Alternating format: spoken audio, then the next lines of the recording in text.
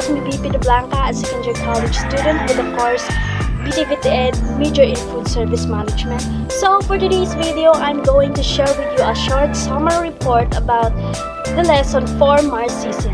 So without further ado, let's jump to the video. So Marxism is a social, political, and economic development named after Karl Marx.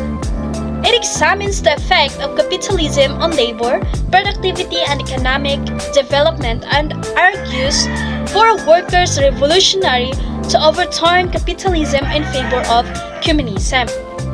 Marxism posits that the struggle between social class, specifically between bourgeois or capitalists and proletariat or workers, defines economic relation in a capitalist economy and will inevitably lead to revolutionary communism. Marx wrote that the power relationships between capitalists and workers were inherently exploitative and would inevitably create class conflict. He believed that this conflict would ultimately lead to revolution, in which working class would overthrow the capitalist class and seize control of the economy. Under Marxism, we have here classical Marxism, Althusserianism, hegemony or hegemony, and post-Marxism. In classical Marxism, Marx argued that the significant period in history is constructed around a particular mode of production. That is, the way in which a society is organized, example, slave, feudal, or capitalist, to produce the necessaries of life, food, shelter, and etc. In general terms, each mode produces specific ways of obtaining the necessaries of life, specific social relationships between workers and those who control the mode of production, and a specific social institution, including cultural ones. Hi, my name is Ranilyn Arbestanda from the Deputy 2D Major in Food Service Management.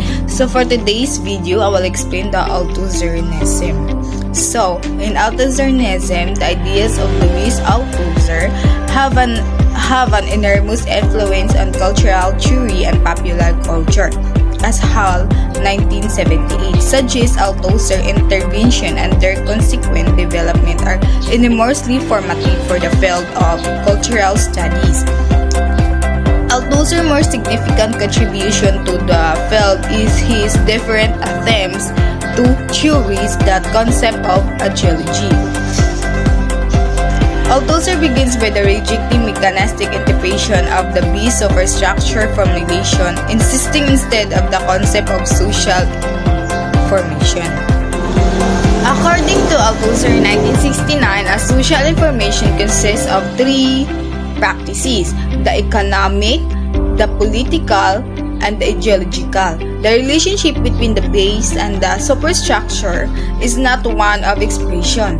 The superstructure is being an expression or passive reflection of the base, but rather the superstructure is seen as necessary to the existence of the base.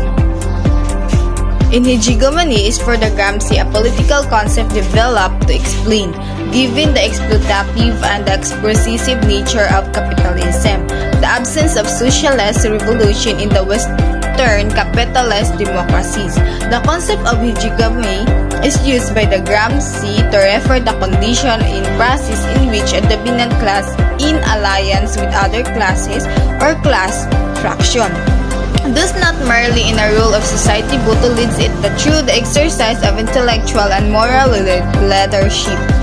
Her hegemony involves a specific kind of consensus. A social group seeks to present its own particular interests as the general interest of the society as a whole.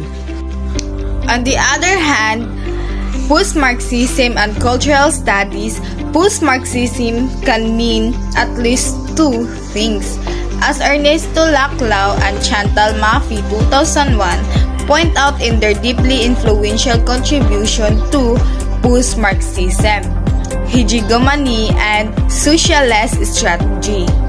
Towards a radical democratic politics, if our intellectual project in this book is post-Marxist, it is evidently also post-Marxist.